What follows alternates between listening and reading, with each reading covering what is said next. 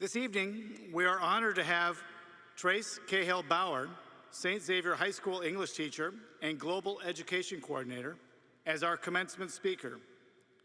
Mrs. Bauer joined the English department in the fall of 2012. Since that time, she has worked with the Jesuit Schools Network in developing an Ignatian Global Scholars Program, both at St. Xavier and in other Jesuit schools across the country. This year, we are graduating the inaugural class of these global scholars. Mrs. Bauer was also awarded the honor of a Fulbright Scholarship in 2020, leading to international field experience in Morocco this past spring. She and her husband, Phil, are the proud parents of 3 St. X alums: Will, class of 2018, Charlie, 2020, and PJ, 2022. Mrs. Bauer's experience in our school goes back to her time as, I believe, a chorus member in TX Productions when she was a high school student at St. Ursula. Maybe she'll sing for us tonight. And even earlier as the daughter of Jim Cahill, a beloved St. X English teacher for over 40 years. Ladies and gentlemen, please join me in welcoming Therese Bauer.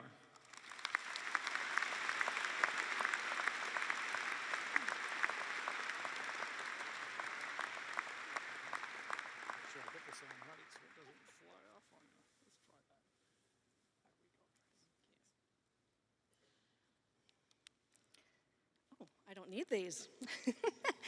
Thank you so much, Principal Lynch, President Riley, members of the Board of Trustees, faculty, staff, parents, friends, and members of the St. Xavier High School class of 2023. Graduates, if you're wondering, why is Mrs. Bauer giving the commencement address? That makes about 343 of us. I don't have a long list of professional accomplishments or contributions to the public sphere. I haven't been at St. X for decades, and I'm not an alum. I'm not even a product of Jesuit education, at least not in the sense of having graduated from a Jesuit school. I'm also not retiring anytime soon, unless this is Mr. Lynch's way of telling me something. I am a teacher, one of many here at St. X. Any number of faculty or staff members assembled tonight could stand here in my place and perhaps convey more memorable or more meaningful remarks than I will. But I am honored to have been asked to speak on this momentous occasion of your life, and I will do my best to earn this opportunity. Observing you in this moment calls to mind my own high school graduation, somewhere around the dawn of the Mesozoic era. When I was sitting in a folding chair at my St. Ursula graduation ceremony, I was, as many of you are now, only half listening to the commencement speaker. My head full of daydreams about my future as a diplomat or an international lawyer. Never mind that I had no idea what those jobs entailed. My daydreams about my future addressed 2 fundamental desires of my 18-year-old self. I wanted to know the world, and I wanted to do something important. I think I believed that by doing these things, I would be important. Now, I don't think these aspirations were driven by ego, at least not entirely. I wanted my life to matter. Even as a young person, I had a keen sense that life was a fleeting, precious thing, and I intended to make mine count, to make it extraordinary. On the night of my high school graduation, if someone had asked me to consider a career in teaching, I would have been aghast. For one thing, my dad was a teacher, and that job looked hard. And let's face it, teaching seems like a pretty ordinary life, and I had my sights set on grander vistas, beyond the 4 walls of a classroom or the 275 loop.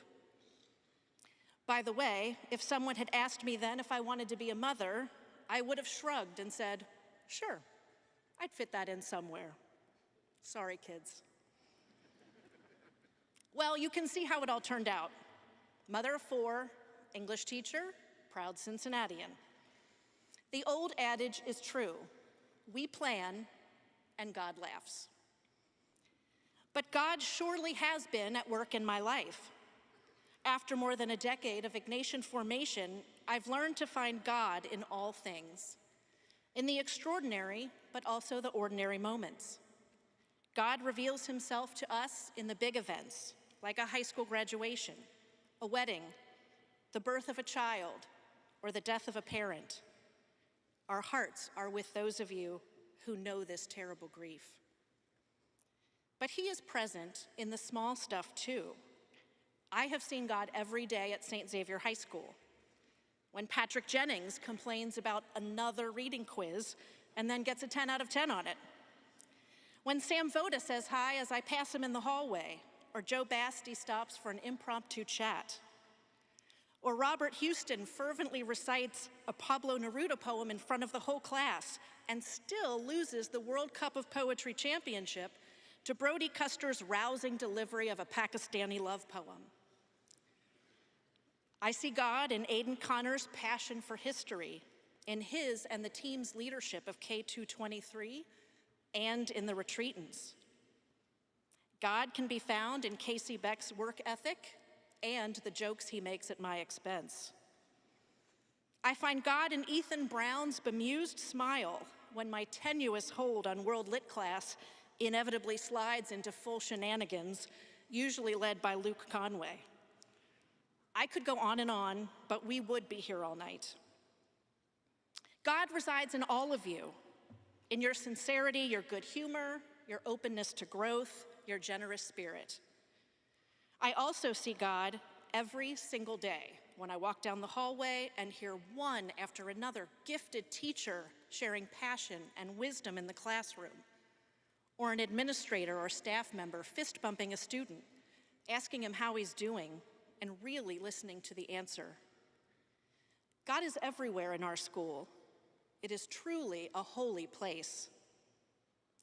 This is what a school should be, a community of learners, a place where students and adults assemble to explore the richness of God's creation within and beyond the school's walls.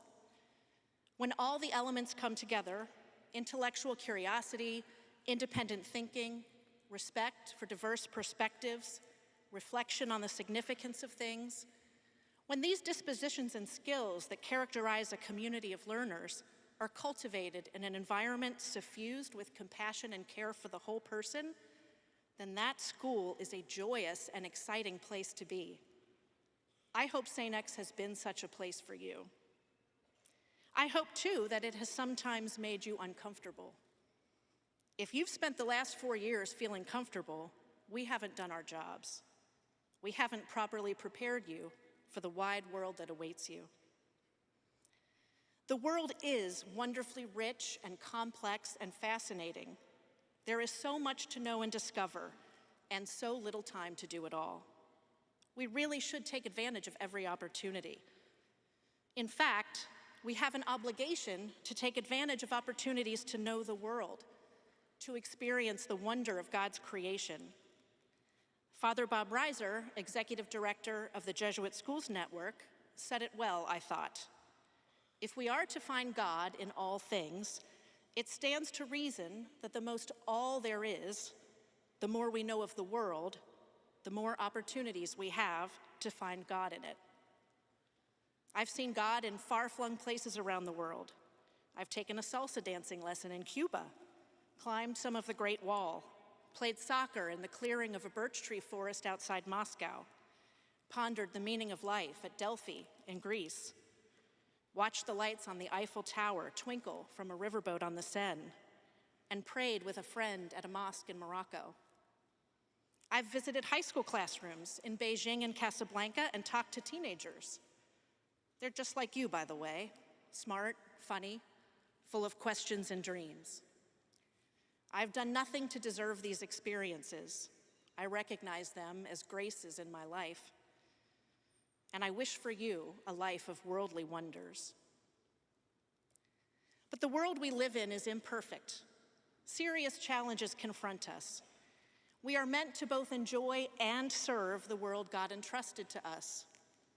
Among your ranks tonight are 9 students who have earned the Ignatian Global Scholar distinction. the first St. X students to have achieved this honor bestowed by the Jesuit Schools Network and our school. 9 of you have little globes by your names in the program. But the truth is, we are all called to be global citizens. We all share a responsibility to be companions to the excluded, protectors of our natural world, and stewards of a hope-filled future. God has bestowed on you immeasurable gifts. When you use the gifts God has given you, you become the person you were intended to be. You become more fully human. When you answer God's call for you, whether that lands you in a courtroom, a boardroom, a hospital, an embassy, a lab, a restaurant kitchen, a rainforest, or a classroom, you do your part in promoting a peaceful and prosperous world for everyone and manifesting God's kingdom on earth. St. Ignatius inspires us to go forth and set the world on fire. We think we know how to do it. We have made plans. But we would be wise to listen too, for God can be found in the direction our lives take, even when, or especially when, our plans for ourselves take an unexpected turn. Think of St. Ignatius, who had plans until a cannonball shattered his leg and changed the course of his life. My vision for my own life turned out to be wrong in some of the particulars. It turns out marriage, motherhood, and teaching are my life's work. But I got exactly what I really wanted: to know the world and to live a life that matters. Since I mentioned motherhood, I ask now for a brief indulgence. I would like to say something about your parents. After all, graduates, and I hope you are not hearing this for the first time, it's not all about you. Your parents are going through something too. I remember one evening when my own son was a senior. He appeared in the doorway to my bedroom wearing neon green plastic sunglasses and a Hawaiian shirt. I have no idea why. On his way out for the night, he said, "I'm leaving." And the voice in my head said, "Yes, you are." And I wondered how many more ordinary moments like this we had left. You may catch your parents wearing wistful expressions and staring at you from across the room. This summer, they might ask you to watch a movie a few too many times or plan what seems to you like an excessive number of family dinners. They are going to want to hear about your day. Be gentle with them, graduates. To them, you are the most magnificent example of humanity, the very best evidence of God's enduring love for the world. Give them the ordinary moments. Watch the movie, eat the dinner, have the conversation. Okay, enough. Let's get this show on the road. The world needs you. You got this.